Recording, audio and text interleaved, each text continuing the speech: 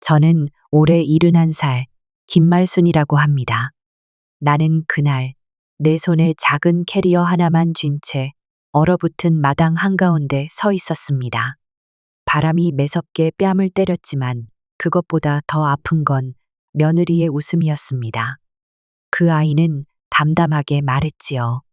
어머니, 여긴 이제 우리 집이에요.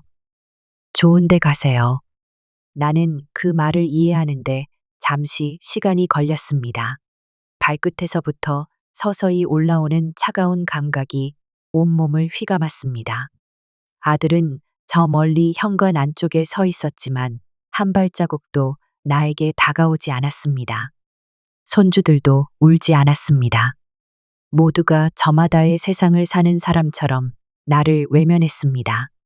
내가 준 집, 내 손으로 열쇠를 건네줬던 그 집 앞에서 나는 철저히 혼자가 되었습니다.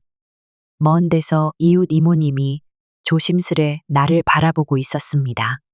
마치 말을 건네고 싶지만 차마 다가올 수 없는 사람처럼 나는 고개를 돌렸습니다.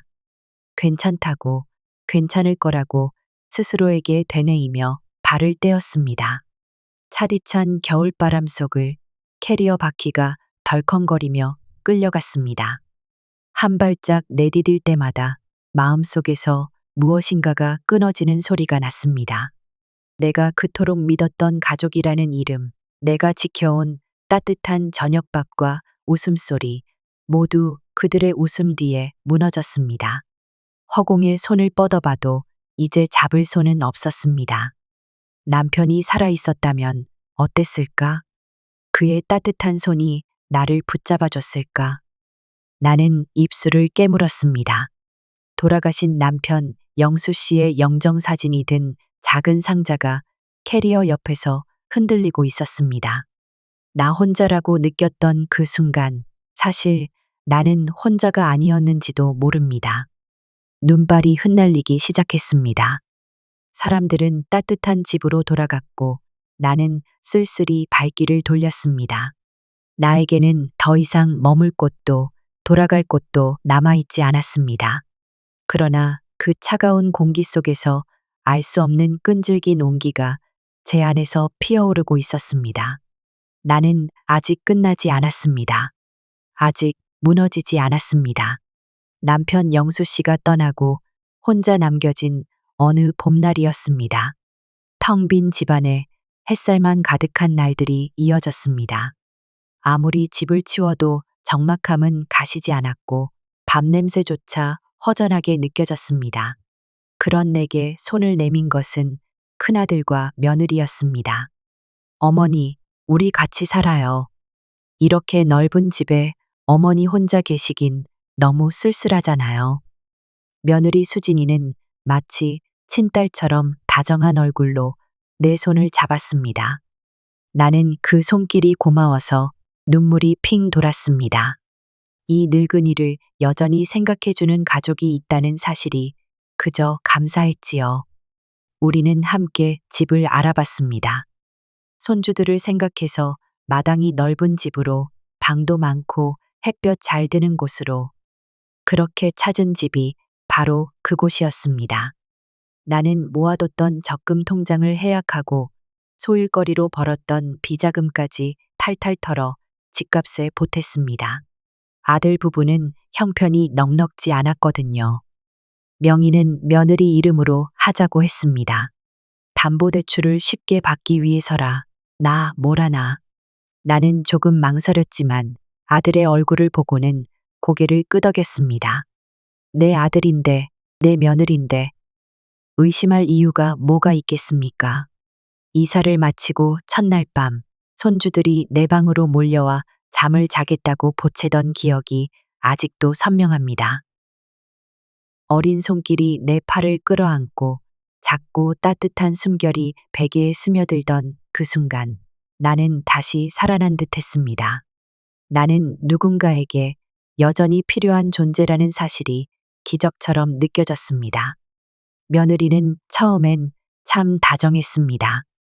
어머니 좋아하시는 된장찌개 끓였어요.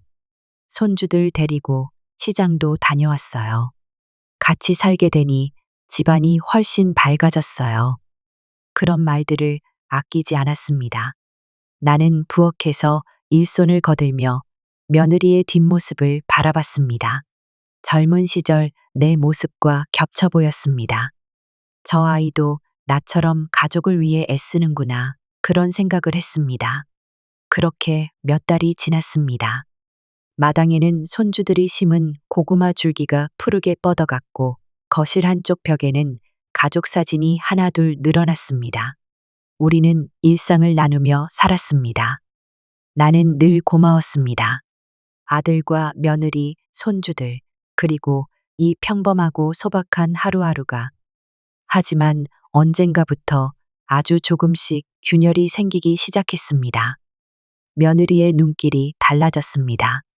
예전처럼 자잘한 일에도 웃어넘기지 않았고 함께 밥을 먹을 때도 휴대폰을 만지작거리며 대충 대답하기 일쑤였습니다. 아이들도 바쁘다며 방에 틀어박히는 시간이 많아졌습니다. 나는 그저 세월이 흐르니 다들 바빠진 거라 생각했습니다. 가족이라는 건 조금 멀어졌다 다시 가까워지는 거라 믿었으니까요. 어느 날 저녁 식탁에 둘러앉아 밥을 먹던 중이었습니다. 며느리가 툭 내뱉듯 말했습니다. 어머니, 다음 달부터 생활비 좀 더 보태주실 수 있죠? 처음 듣는 요구였습니다. 물론 같이 사는 처지에 생활비를 보태는 것은 당연하다고 여겼습니다. 하지만 그 말투, 그 무심한 눈빛이 마음에 걸렸습니다. 나는 웃으며 알겠다고 했습니다. 그러나 그날 밤 오래도록 잠이 오지 않았습니다. 뭔가 이상했습니다. 하지만 명확하게 붙잡을 수 없는 그 불길한 기운을 나는 애써 외면했습니다. 그 무렵 이웃 이모님과 마주쳤습니다. 이모님은 평소처럼 된장국 한 솥을 들고 와서 함께 나눠 먹자 하셨습니다. 국물 한술 떠넣는 동안 이모님이 조심스럽게 물었습니다. 말순아, 혹시 며느리가 집 이야기 꺼낸 적 있어? 무슨 집 이야기요? 나는 웃으며 대꾸했습니다. 그런데 이모님은 쭈뼛거리더니 조심스레 덧붙였습니다. 동네 모임에서 며느리가 그러더라. 집은 자기네 거라고, 이제 곧 리모델링 할 거라고. 심장이 철렁 내려앉았습니다. 무슨 소리야? 이 집은 나랑 같이 산다고 약속했는데. 나는 아무렇지 않은 척 이모님 앞에서 웃어 보였습니다. 괜찮아요. 이모님, 오해하셨을 거예요. 그렇게 말했지만 돌아오는 길에 다리가 후들거려 한참을 쉬어야 했습니다. 그날 밤 오랫동안 남편 영수 씨 영정 사진 앞에서 중얼거렸습니다. 영수야, 나 잘한 거 맞지? 우리 아들 믿어도 되는 거 맞지? 그렇게 나는 모르는 척, 모른 채 지내기로 했습니다. 가족이란 믿음으로 지탱하는 것이라 여겼습니다. 하지만 이제와 돌이켜보니 그때부터 이미 끝나 있었는지도 모릅니다. 금의 그림자는 생각보다 훨씬 오래전부터 내 삶을 잠식하고 있었던 겁니다. 언제부터였을까요? 내가 느끼지 못한 사이 우리 집안 공기가 조금씩 달라져 있었습니다. 아침이면 들리던 손주들의 웃음소리가 어느샌가 사라졌습니다. 부엌에서 며느리가 부르는 따뜻한 목소리도 점점 줄어들었습니다. 대신 차가운 기계음 같은 식탁 소리만 남았습니다. 쟁반에 부딪히는 수저 소리, 젓가락이 국그릇에 닿는 소리, 그런 소리들이 우리 가족의 대화를 대신했습니다. 며느리는 점점 나를 지나치듯 대했습니다. 아침 인사도 없이 불이 나게 나가고 저녁이면 식사를 준비하는 내 앞에서 휴대폰만 바라보다 방으로 사라지기 일쑤였습니다. 아들은 회사 일이 바쁘다는 핑계로 늘 피곤한 얼굴이었습니다. 손주들도 나를 피해 다니는 듯 했습니다. 한 방에 틀어박혀 게임을 하거나 학교 숙제를 핑계 삼아 문을 걸어 잠그곤 했습니다. 나는 스스로에게 말했습니다. 세상 모든 가족이 다 그렇지. 서로 각자의 삶을 사는 거야. 하지만 가슴 한쪽에 멍든 것 같은 통증이 커져만 갔습니다. 차마 누구에게도 말할 수 없었습니다. 이 집은 내가 만든 집이고 이 가족은 내가 지킨 가족이니까. 나는 참고 또 참았습니다. 그러던 어느 날이었습니다. 퇴근하고 돌아온 아들이 현관문을 열며 무심하게 말했습니다. 어머니, 다음 주부터 집 리모델링 들어가요. 잠시 다른 데 계시면 안 될까요? 나는 한참 동안 대답을 하지 못했습니다. 리모델링이라는 말은 이모님이 흘려들려준 그 이야기와 정확히 겹쳤습니다. 내 입에서는 아무 말도 나오지 않았습니다. 그저 멍하게 아들의 얼굴만 바라봤습니다. 아들은 쑥스러운 듯 머리를 극적이다가 다시 한번 말했습니다. 어머니, 좋은 요양원 알아봐 드릴게요. 지내시다 공사 끝나면 모시러 갈게요. 그 순간 머릿속이 하얘졌습니다. 이 집은 함께 살자고 약속했던 이 집은 언제부터 며느리의 것이 되었을까요? 그리고 나는 이 가족에게 언제부터 짐이 되었던 걸까요? 대답할 수 없는 질문들이 머릿속을 가득 채웠습니다. 겨우 입을 열어 괜찮다고 말했지만 내 목소리는 이미 갈라져 있었습니다. 며칠 뒤 며느리가 조심스럽게 다가와 말했습니다.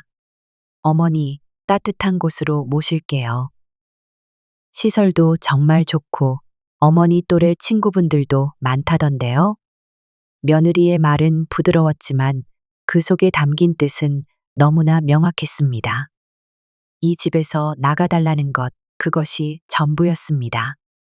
나는 그날 밤 방 안에 홀로 앉아 남편 영수 씨의 영정 사진을 바라봤습니다. 영수야, 우리 아들, 나한테 이런 얘기 한 거 알아. 며느리 수진이 내가 그렇게 예뻐했던 그 수진이야. 나는 영정 사진 앞에서 울지도 웃지도 못하고 한참을 앉아 있었습니다. 세상이 너무 조용했습니다. 아무 소리도 들리지 않았습니다. 이웃 이모님이 국을 들고 와 문을 두드렸습니다. 말순아, 문 좀 열어봐. 걱정스레 부르는 목소리에 겨우 몸을 일으켰습니다. 이모님은 나를 보고 한숨을 쉬었습니다. 다 알고 있었던 모양입니다. 결국은 이렇게 될 줄 알았다며 조심스럽게 등을 토닥여 주었습니다. 하지만 이상하게도 나는 그 순간 눈물이 나오지 않았습니다. 오히려 머릿속은 점점 차가워졌습니다. 그날 이후 나는 집안에서 투명인간이 되었습니다. 손주들도 더 이상 내 방에 오지 않았고 며느리는 내 앞에서 더는 미소 짓지 않았습니다. 아들은 눈을 마주치지 않았습니다. 식탁에서도 거실에서도 마당에서도 나는 늘 혼자였습니다. 그리고 마침내 며느리는 말했다. 어머니, 요양원 계약 다 끝냈어요. 이번 주 금요일에 가시면 됩니다. 미소 띤 얼굴로 너무나 태연하게. 나는 고개를 끄덕였습니다. 말없이 조용히 아무도 모르게 캐리어를 꺼냈습니다. 몇 벌의 옷, 남편의 영정사진, 그리고 한 줌 남은 자존심. 그것만 남은 인생을 작은 가방에 담았습니다. 그렇게 나는 떠날 준비를 했습니다. 이 집에서 내가 쌓아온 모든 시간들에서 사랑이라 믿었던 모든 기억들에서 짐을 꾸리던 그날 조용히 창문을 열어보았습니다. 겨울바람이 서늘하게 들어왔습니다. 마당 저편에는 며느리가 손주들과 웃으며 이야기를 나누고 있었습니다. 내 짐을 쌀 동안 아무도 방에 들어오지 않았습니다. 누구 하나 말없이 나를 보내려는 듯 했습니다. 그때 현관 밖에서 인기척이 들렸습니다. 문을 열어보니 이웃 이모님이 서 계셨습니다. 손에 들린 검은 비닐봉투 안에는 따뜻한 호빵이 몇 개 들어 있었습니다. 말순아, 그냥 지나칠 수가 없어서 왔어. 이모님은 그렇게 말하며 얼어붙은 내 손을 꼭 잡았습니다. 작은 방 안에 둘이 마주 앉아 있었습니다. 이모님은 뜸을 들이다 조심스럽게 이야기를 꺼냈습니다. 말순아, 나도 참을까 했는데 이건 꼭 말해줘야 할 것 같아서. 나는 고개를 끄덕였습니다. 이모님은 잠시 눈을 감았다가 힘겹게 말을 이었습니다. 며느리 수진이가 그러더라. 어머니를 요양원 보내고 나면 집을 전세 주고 자기들 서울로 이사 가겠다고. 거기서 아이들 좋은 학교 보내야 한다고. 순간 귀를 의심했습니다. 나는 몇 번이나 되물었습니다. 정말이냐고, 혹시 오해가 아니냐고. 하지만 이모님은 단호했습니다. 그 말을 들은 사람이 한둘이 아니라고, 동네 모임에서도 공공연히 얘기했다고. 나는 손에 쥔 호빵을 내려놓았습니다. 호빵의 온기가 손바닥에 남아 있었지만 마음은 얼음장처럼 차가워졌습니다. 이모님은 이어 말했습니다. 말순아, 내가 다 줬잖아. 집도, 돈도, 마음도. 그런데 사람 마음이란 게 참 간사한 거야. 받을 때는 고맙다면서도 시간이 지나면 당연하게 여기는 거지. 나는 아무 말도 하지 못했습니다. 그저 멍하니 고개를 끄덕일 뿐이었습니다. 이모님은 품에서 무언가를 꺼냈습니다. 작은 녹음기였습니다. 얼마 전 동네 모임에서 며느리가 했던 이야기를 녹음한 거라 했습니다. 혹시 몰라서 네가 필요할까봐 준비해 둔 거라고. 나는 그 작은 기계가 손에 쥐어질 때 겨우 정신이 들었습니다. 이모님의 눈빛은 단호했습니다. 말순아, 이거 내가 갖고 있어. 절대 아무 말 하지 말고 필요할 때 써. 그날 밤 나는 녹음기를 품에 안고 한참을 울었습니다. 억울해서가 아니었습니다. 사랑이라고 믿었던 시간들이 너무 허무해서 울었습니다. 남편 영수 씨가 내 곁에 있었다면 나는 이런 눈물을 흘리지 않았을지도 모릅니다. 그 사람은 언제나 나를 지켜주었으니까요. 하지만 이제 나 스스로 나를 지켜야 했습니다. 나는 조심스럽게 내 서랍 깊숙한 곳을 열었습니다. 거기에는 남편이 남긴 서류가 있었습니다. 예전에 남편이 조심스럽게 건넸던 한 장의 계약서 초안, 아직 완성되지 않은 그 서류를 나는 잊지 않고 간직하고 있었습니다. 그리고 알았습니다. 아직 끝난 게 아니라는 것을. 나는 이대로 물러서지 않을 거라는 것을. 이웃 이모님의 따뜻한 마음, 남편이 남긴 작은 흔적들, 그리고 내 속에서 피어오르는 잊혀지지 않는 자존심. 그것들이 나를 다시 일으켜 세우고 있었습니다. 나는 더 이상 울지 않았습니다. 가슴속 깊이 다짐했습니다. 이제부터는 반드시 지킬 거라고. 나를, 내 삶을, 내 이름을. 그날은 유난히 하늘이 맑았습니다. 햇살은 고왔지만 나는 창문을 열지 않았습니다. 방 안 가득히 내 숨소리만 맴돌았습니다. 짐은 이미 다 꾸려진 상태였고 캐리어는 문 옆에 덩그러니 놓여 있었습니다. 몇 번이나 열고 닫았던 서랍, 손에 쥐었다 놓은 옷가지들. 남편 영수 씨의 영정사진만큼은 캐리어에 넣지 못하고 마지막 순간까지 품에 안고 있었습니다. 이모님이 다녀간 이후 나는 조용히 준비를 해왔습니다. 불필요한 말은 하지 않았고 변명도 하지 않았습니다. 이미 이 집에서 내 자리는 없다는 것을, 가족이라는 이름이 아무 힘도 가지지 못한다는 것을 나는 누구보다 잘 알고 있었습니다. 문득 창밖을 바라봤습니다. 마당에서 며느리가 웃고 있었습니다. 손주들이 그 옆에서 장난을 치고 며느리는 그런 아이들을 다정히 바라보았습니다. 하지만 그 웃음은 더 이상 내게 향한 것이 아니었습니다. 그 아이들 역시 내가 떠나는 것을 당연하게 여기는 듯 했습니다. 나는 조용히 캐리어를 끌었습니다. 문 앞에 섰을 때 며느리가 먼저 나를 발견했습니다. 어머니, 요양원 차 곧 도착해요. 따뜻하게 입으세요. 담담한 말투였습니다. 그 목소리에는 애틋함도 아쉬움도 없었습니다. 그저 일을 처리하는 사람처럼 무미건조했습니다. 아들은 뒤늦게 현관으로 나왔습니다. 하지만 나를 쳐다보지 않았습니다. 그저 며느리 손에 이끌려 서 있을 뿐이었습니다. 나는 그 모습이 더 아팠습니다. 그래도 내 아들이었는데, 그래도 나를 세상에 홀로 남기지 않을 거라 믿었던 아이였는데, 마당을 걸어 나올 때 한쪽 구석에 서 있던 이모님과 눈이 마주쳤습니다. 이모님은 말없이 고개를 끄덕였습니다. 그 순간 나는 겨우 숨을 삼킬 수 있었습니다. 적어도 누군가는 나를 보고 있다는 사실이 작은 위로가 되었습니다. 길가에 서서 나는 마지막으로 뒤를 돌아봤습니다. 그 집, 내가 평생을 걸고 지켜온 시간들이 쌓여 있는 그 집.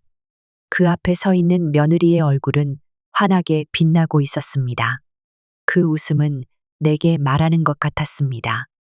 당신은 이제 끝났다고. 나는 웃지 않았습니다. 울지도 않았습니다. 그저 조용히 고개를 끄덕이고 다시 길을 걸었습니다. 손에 쥔 캐리어는 무겁지 않았습니다. 오히려 어깨를 짓누르던 모든 것들이 조금씩 내려놓아지는 기분이었습니다. 요양원 차는 생각보다 빨리 도착했습니다. 운전기사는 이름을 확인하고 문을 열어주었습니다. 나는 조용히 타고 조용히 자리에 앉았습니다. 차창 너머로 멀어져 가는 집을 바라보았습니다. 그 집은 점점 작아지다가 이내 시야에서 사라졌습니다. 긴 시간을 달린 끝에 도착한 곳은 작은 요양병원이었습니다. 새하얀 벽, 조용한 복도, 바닥을 스치는 휠체어 소리, 모든 것이 낯설었습니다. 나는 안내받은 방에 조심스럽게 들어갔습니다. 침대 하나, 작은 창 하나, 옷장이 하나. 그것이 내 새로운 세상이었습니다. 방 안에 혼자 남겨졌을 때 나는 다시 남편 영수 씨의 영정사진을 꺼냈습니다. 탁자 위에 조심히 올려놓고 두 손을 모았습니다. 영수야, 나 잘 견뎌낼게. 나는 그렇게 속삭였습니다. 조용히, 아무도 듣지 못하게. 요양병원에서는 모두가 친절했습니다. 간호사들은 웃으며 다가왔고 다른 노인들도 조용히 인사를 건넸습니다. 하지만 나는 쉽게 마음을 열지 못했습니다. 짧은 대답만 하고 방 안에 홀로 남아있기를 택했습니다. 며칠이 지나도 아들과 며느리는 찾아오지 않았습니다. 전화 한 통도 없었습니다. 그들은 아마도 벌써 새 삶을 시작했겠지요. 서울 어딘가 좋은 아파트를 알아보고 손주들을 학교에 보내며 내가 없는 집안에서 새가족 사진을 찍었을지도 모릅니다. 나는 그런 상상을 하면서도 담담했습니다. 분노도 슬픔도 미련도 없었습니다. 그저 차가운 물처럼 가슴 속에 스며드는 진실을 받아들이고 있을 뿐이었습니다. 나는 더 이상 그들에게 필요한 존재가 아니었습니다. 하지만 나는 아직 끝나지 않았습니다. 이모님이 건네준 녹음 파일, 남편이 남긴 계약서 초안, 그리고 내 손에 남아있는 작은 용기. 그것들이 내 안에서 서서히 불을 피우고 있었습니다. 나는 조용히 준비를 시작했습니다. 무너진 곳에서 다시 일어서기 위해, 잃어버린 것들을 되찾기 위해, 그리고 무엇보다 나를 위해. 요양병원의 하루는 참 느릿하게 흘렀습니다. 해가 뜨고 해가 지고 그 사이를 나른한 정적이 가득 채웠습니다. 창밖에는 간간히 아이들이 뛰어놀았지만 그 소리도 창문 너머 아득했습니다. 나는 작은 방 안에 홀로 앉아 하루하루를 견디듯 살아갔습니다. 간호사들이 건네는 따뜻한 말도 다른 노인들의 수다도 내겐 와닿지 않았습니다. 내 삶은 그들과 섞일 수 없었습니다. 나는 아직 끝나지 않은 이야기를 품고 있었으니까요. 어느 날 이모님이 찾아왔습니다. 작은 과일 바구니를 들고 방에 들어선 이모님은 한참 동안 내 얼굴을 들여다보았습니다. 너무 야위었구나. 말순아. 그 짧은 한마디에 나는 가만히 고개를 끄덕였습니다. 이모님은 조용히 내 손을 잡고 말했습니다. 말순아, 이젠 내가 내 편을 들어야 해. 세상에 공짜는 없어. 받은 만큼 돌려줘야 해. 나는 그 말이 마음속 깊이 박히는 걸 느꼈습니다. 내가 살아온 인생은 늘 주는 쪽이었습니다. 가족이라는 이유로, 사랑이라는 이름으로 나는 끊임없이 주기만 했습니다. 하지만 이제는 달라야 했습니다. 이모님이 남긴 녹음 파일, 남편이 남긴 미완성 계약서 초안, 그 모든 조각들이 머릿속에서 하나로 이어지기 시작했습니다. 나는 조용히 탁자 서랍을 열었습니다. 거기에는 작고 낡은 서류 가방이 들어 있었습니다. 남편 영수 씨가 생전에 항상 소중히 간직했던 것, 그 안에 마지막 희망이 담겨 있었습니다. 나는 가방을 열어 서류를 펼쳤습니다. 아직 완료되지 않은 계약, 그러나 분명히 남아있는 나의 권리. 나는 그것을 손끝으로 쓸어내리며 천천히 다짐했습니다. 이제는 싸우겠다고, 빼앗긴 것을 되찾겠다고 몇 날 며칠을 고민했습니다. 하지만 마음은 점점 단단해졌습니다. 나는 더 이상 주저하지 않기로 했습니다. 이대로 가만히 무너지는 것은 나 자신을 두 번 버리는 일이라는 걸 알았습니다. 나는 변호사를 찾아야 했습니다. 믿을 수 있는 사람, 나를 대신해 싸워줄 사람. 이모님이 소개해준 최 변호사는 다소 냉정한 인상이었지만 내 이야기를 듣는 동안 단 한 번도 고개를 돌리지 않았습니다. 말씀하신 대로라면 어르신, 아직 싸울 수 있습니다. 그 한마디에 나는 숨을 몰아쉬었습니다. 잊고 있었던 감정이 되살아나는 걸 느꼈습니다. 나는 주저없이 녹음 파일을 꺼내 들려주었습니다. 며느리의 말, 집을 팔아 자기들 살겠다는 배와 모든 것이 고스란히 담겨 있었습니다. 최 변호사는 말없이 고개를 끄덕였습니다. 그리고 말했습니다. 이제부터는 저희가 어르신 편입니다. 그날 밤 나는 오랜만에 숙면을 취했습니다. 긴 시간 동안 붙들었던 고통과 분노가 조금씩 풀리는 듯 했습니다. 내가 다시 나를 지키기 시작했다는 사실이 아주 작은 희망처럼 내 가슴을 따뜻하게 데워주었습니다. 요양병원 창밖으로 달이 떠 있었습니다. 나는 창가에 서서 달빛을 받으며 중얼거렸습니다. 영수야, 나 이제 혼자 아니야. 이제는 정말로 내 편을 찾아냈어. 나는 변호사 사무실 문을 나서며 다시 한번 마음을 다잡았습니다.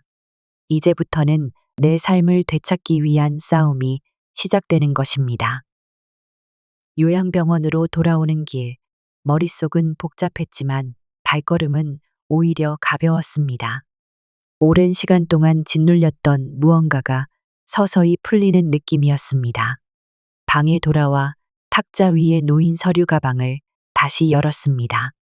남편 영수 씨가 남긴 흔적, 그 소중한 조각들이 고요히 나를 기다리고 있었습니다. 나는 하나하나 다시 꺼내어 살폈습니다. 계약서 초안, 진명에 관련 서류, 그리고 영수 씨가 손수 메모해둔 노트까지. 메모에는 이렇게 적혀 있었습니다. 혹시라도 무슨 일이 생기면 이걸 챙겨라. 끝까지 지킬 거라 믿는다. 나는 그 짧은 문장을 읽으며 한참 동안 멍하니 있었습니다. 영수 씨는 이미 오래전부터 알고 있었던 걸까? 내가 이렇게 외로워질지도 모른다는 것을. 그 메모가 나를 다시 일으켜 세웠습니다. 나는 다시 최 변호사를 찾아갔습니다. 이번에는 모든 서류를 손에 들고 최 변호사는 서류를 꼼꼼히 살폈습니다. 집 명의는 며느리로 넘어간 것처럼 보였지만 실제로는 최종 소유권 이전이 완전히 완료되지 않은 상태였습니다. 당시 내 이름으로 되어 있던 계약 일부가 미완료였고 게다가 세금 신고도 제대로 되지 않은 정황이 드러났습니다. 게다가 이모님이 건네준 녹음 파일은 결정적이었습니다. 며느리가 공개석상에서 집을 자신들의 재산처럼 이야기한 내용, 요양원에 보내려는 의도까지 고스란히 담겨 있었습니다. 최 변호사는 신중하게 말했다. 이건 충분히 승산이 있습니다. 시간이 좀 걸리겠지만 끝까지 가겠습니다. 나는 조용히 고개를 끄덕였습니다. 긴 싸움이 될지도 모르지만 나는 물러설 생각이 없었습니다. 이제는 나 자신을 위해 싸워야 했습니다. 그리고 영수 씨와 약속했던 대로 끝까지 지켜야 했습니다. 며칠 뒤 정식으로 소송이 시작되었습니다. 며느리 쪽에서는 처음에 무시하는 태도였습니다. 어머니가 치매 아니셨냐? 기억이 흐릿한 거 아니냐? 서류를 잘못 이해하신 것 같다고 주장했습니다. 하지만 최 변호사는 냉정하게 반격했습니다. 녹음 파일, 서류상의 오류, 세금 문제까지 하나하나 지적하며 그들의 주장이 얼마나 허술한지 조목조목 반박했습니다. 법정에서 며느리를 바라봤습니다. 처음에는 자신만만했던 얼굴이 점점 당황과 분노로 일그러져 갔습니다. 그 모습을 보며 나는 알았습니다. 진실은 언젠가 드러나게 되어 있다는 것을. 아들은 법정에 나오지 않았습니다. 끝까지 침묵을 선택한 모양이었습니다. 그게 더 아팠습니다. 하지만 나는 그조차 이제 받아들이기로 했습니다. 더 이상 누군가를 탓하거나 원망하지 않기로. 나는 그저 내 삶을 되찾고 싶었습니다. 내가 걸어온 시간을 부정당하지 않기를 바랄 뿐이었습니다. 재판은 생각보다 길게 이어졌습니다. 하지만 나는 한 번도 포기하지 않았습니다. 최 변호사와 함께 묵묵히 싸워나갔습니다. 그리고 마침내 한 줄기의 빛이 보이기 시작했습니다. 재판이 열리던 날 아침부터 요양병원 복도에는 햇살이 가득했습니다. 나는 하얀 셔츠에 깔끔한 재킷을 걸치고 변호사를 기다렸습니다. 거울 속 내 얼굴은 생각보다 단단했습니다. 긴 세월을 살아낸 주름마다 이야기가 새겨져 있었습니다. 나는 이제 더 이상 두려워하지 않았습니다. 법원 복도에 섰을 때 처음엔 발밑이 흔들리는 것 같았습니다. 머리 위로 사람들의 목소리가 떠다녔고 서류를 넘기는 소리가 메아리처럼 울렸습니다. 하지만 나는 눈을 감고 천천히 숨을 들이켰습니다. 그리고 마음속으로 되뇌었습니다. 영수야, 나 괜찮아. 오늘은 절대 고개 숙이지 않을게. 재판장은 냉정했습니다. 판사는 서류를 넘기며 무표정한 얼굴로 질문을 던졌습니다. 최 변호사는 한치의 망설임도 없이 답변했습니다. 계약서 초안, 소유권 이전의 미완료, 녹음 파일 속 며느리의 발언. 모든 증거들이 조용하지만 단단하게 내 편이 되어주고 있었습니다. 며느리 쪽 변호사는 애써 반박했지만 시간이 갈수록 논리가 약해졌습니다. 어머니가 기억이 정확하지 않다. 이미 오래된 일이다. 서로 합의하지 않았냐. 하지만 판사는 냉정했습니다. 녹음 파일을 듣고 난 뒤 조용히 며느리 측 변호인을 바라보았습니다. 그리고 조용히 한마디를 남겼습니다. 진술 신빙성에 심각한 문제가 있어 보입니다. 그 순간 며느리의 얼굴은 하얗게 질렸습니다. 자신이 무엇을 잃었는지 이제야 깨달은 듯 했습니다. 나는 법정 한가운데 서서 다시 한번 모든 것을 되짚었습니다. 이 집을 마련하려고 얼마나 아껴가며 살아왔던가, 남편과 함께 평생을 쌓아온 신뢰와 사랑이 어떤 것들이었던가, 이 자리에 서기까지 얼마나 많은 눈물을 삼켰던가. 나는 조용히 손을 모았습니다. 복수심 때문이 아니었습니다. 정당한 것을 정당하게 되찾고 싶었을 뿐입니다. 몇 차례 공판이 이어졌습니다. 며느리는 결국 재산권 주장 자체를 철회해야 했습니다. 그 과정에서 드러난 탈세 문제로 세무서의 조사까지 받게 되었습니다. 그들은 결국 큰 세금 추징을 피할 수 없게 되었고 이미 살고 있던 집을 처분해 빚을 갚아야 했습니다. 아들은 끝까지 나타나지 않았습니다. 어쩌면 며느리의 손을 잡고 다른 곳으로 떠났을지도 모릅니다. 나는 그 사실이 안타까웠지만 더 이상 그들을 탓하지 않았습니다. 인연이 거기까지였을 뿐이니까요.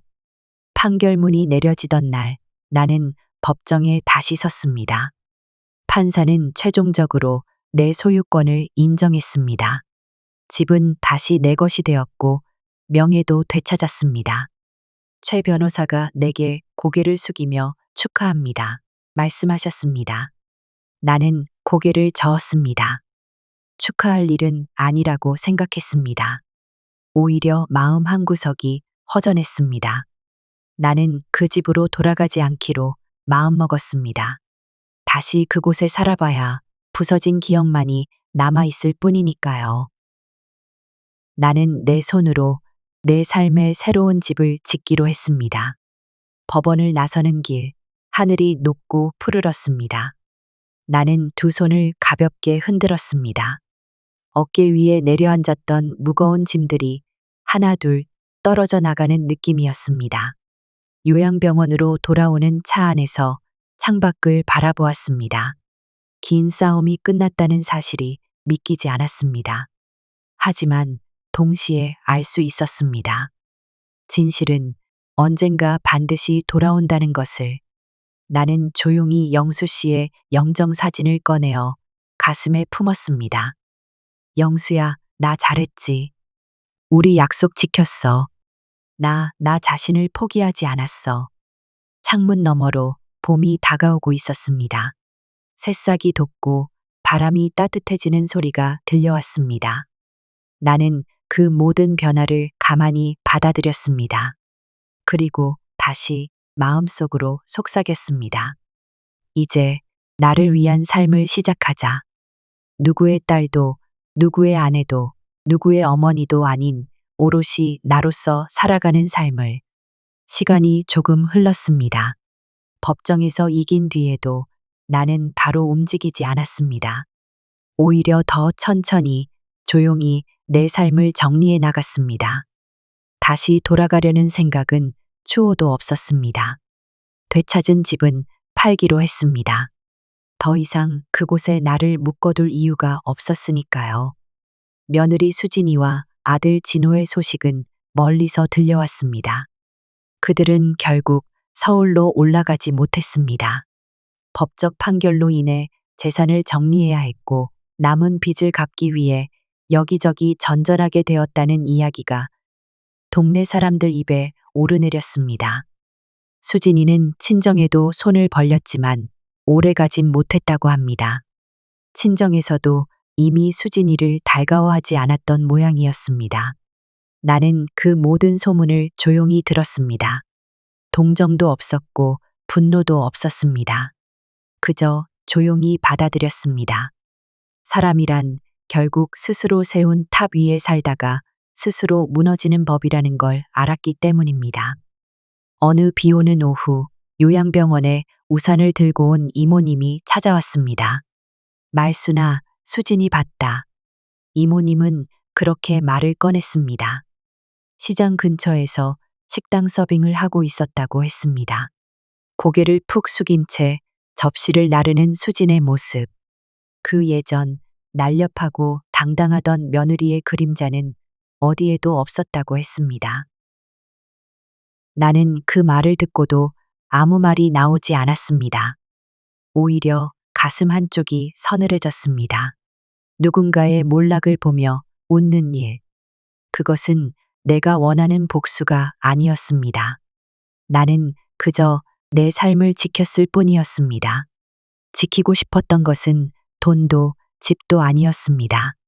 내가 살아온 시간, 내가 믿었던 사랑, 그리고 내 존엄. 그것을 함부로 짓밟게 두지 않으려 싸웠을 뿐이었습니다. 며칠 뒤 뜻밖에도 아들이 전화를 걸어왔습니다. 낮게 떨리는 목소리였습니다. 어머니, 죄송합니다. 그 한마디를 듣고 나는 핸드폰을 조용히 내려놓았습니다. 더 듣고 싶지 않았습니다. 용서는 이미 내 몫이 아니었습니다. 그들이 겪는 고난은 내가 내린 벌이 아니었습니다. 그들은 스스로 선택하고 스스로 대가를 치르고 있을 뿐이었습니다. 나는 그 길에 섣불리 끼어들지 않기로 했습니다. 각자가 짊어져야 할 삶이 있는 법이니까요. 다만 조용히 빌었습니다. 부디 아이들만은 상처받지 않기를. 어린 손주들은 아무런 죄가 없었으니까요. 나는 다시 책상 앞에 앉아 편지를 썼습니다. 남편 영수 씨에게 보내는 편지였습니다. 영수야, 우리 지켜냈어. 많이 아프고 외로웠지만 끝내 흔들리지 않았어. 당신이 내 곁에 있던 것처럼 나도 나를 끝까지 지켰어. 창밖에는 다시 봄비가 내리고 있었습니다. 빗방울은 조용히 세상을 적시고 있었습니다. 나는 커튼을 젖히고 빗소리를 들었습니다. 모든 것이 흘러갔습니다. 좋았던 시간도 아팠던 시간도 모두 이 빗속에 스며들 듯 천천히 내 마음을 적셨습니다. 이제는 아무것도 남기지 않고 싶었습니다. 그저 이 평화 속에서 내 삶을 살아내고 싶었습니다. 조용히 따뜻하게 나답게 며칠을 고민했습니다. 판결을 통해 집을 되찾긴 했지만 다시 돌아가고 싶은 마음은 들지 않았습니다. 그곳에는 웃음 대신 배신이 남아 있었고 따뜻했던 기억 대신 쓸쓸한 그림자만 남아 있었습니다. 나는 결심했습니다. 이제는 정말로 나만을 위한 집을 만들기로 부동산 중개인을 통해 조용히 집을 내놓았습니다. 생각보다 빠르게 매수자가 나타났습니다. 어떤 젊은 부부가 그 집을 사고 싶다고 했습니다. 나는 별다른 조건 없이 넘겨주었습니다. 마당에서 뛰놀던 손주들의 웃음소리가 아직 귓가에 맴돌았지만 이제는 미련을 두지 않기로 했습니다. 집을 판 돈은 요양병원 생활비로 일부 남겨두고 나머지는 작은 아파트를 얻는 데 썼습니다. 시내에서 조금 떨어진 조용한 동네, 햇살이 잘 드는 5층짜리 아파트. 작지만 따뜻한 공간이었습니다. 처음 아파트 문을 열었을 때 나는 천천히 둘러보았습니다. 텅 빈 거실, 하얀 벽, 바닥을 타고 흐르는 햇살. 그 단순함이 오히려 나를 감싸 안아주는 것 같았습니다. 나는 주저하지 않고 가방을 내려놓았습니다. 작은 화분을 들여놓고 커튼을 달고 부엌 한켠에는 영수 씨 영정 사진을 놓았습니다. 아무것도 없는 곳에서부터 다시 시작하는 느낌이었습니다. 그리고 이상하게도 그 시작이 두렵지 않았습니다. 며칠 뒤 이모님이 찾아왔습니다. 말순아, 내가 웃으니 나도 참 좋다. 이모님은 과일을 한 상자 들고 와서 부엌에 내려놓으며 환하게 웃었습니다. 우리는 작은 탁자에 앉아 차를 나눠 마셨습니다. 나는 말했습니다. 이모님, 저 이제야 알겠어요. 집이란 벽이 아니라 마음이라는 걸. 누구랑 있느냐가 아니라 어떤 마음으로 살아가느냐가 집을 만든다는 걸요. 이모님은 조용히 내 손을 잡아주었습니다. 말순아, 너 정말 멋진 사람이야. 나는 그 말에 눈물이 핑 돌았지만 이번에는 참지 않았습니다. 참지 않고 그냥 조용히 미소 지었습니다.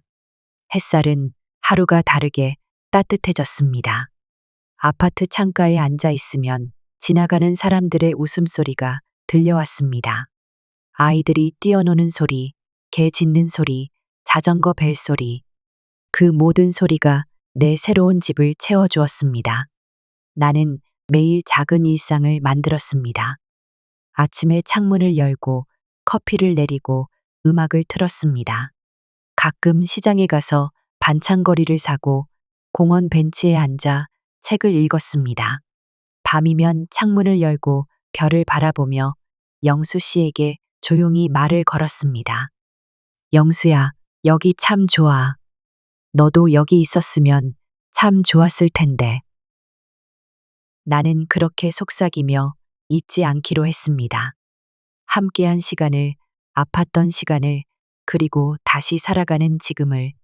어느새 내 마음속에는 조용한 평화가 자리 잡기 시작했습니다. 누구에게도 기대지 않고 누구에게도 설명하지 않는 삶. 오롯이 나를 위한 하루하루가 쌓여갔습니다. 그동안 잃어버렸다고 생각했던 것들. 집, 가족, 사랑, 모든 것들이 사실은 내 안에 있었다는 걸 이제야 알았습니다. 나는 집을 잃은 것이 아니라 결국 나 자신을 찾은 것이었습니다. 오늘도 아침 햇살이 아파트 거실 가득히 들어왔습니다.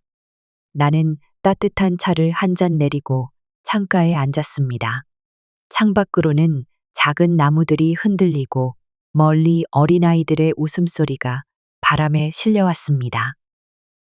긴 시간 돌아보니 알 것 같았습니다. 집이란 벽으로 만들어지는 것이 아니었습니다. 가구로 채워지고 사진으로 꾸며지는 것도 아니었습니다. 집이란 마음이었습니다. 내가 누구를 사랑했고 누구와 함께 울고 웃었는지 그 모든 기억과 감정이 차곡차곡 쌓여 만들어지는 것. 나는 이제 비로소 내 집을 찾았습니다. 누구의 기대에도 갇히지 않고 누구의 눈치도 보지 않는 오직 나로서 살아갈 수 있는 이 작은 공간. 아니, 내 마음 그 자체가 내 집이었습니다.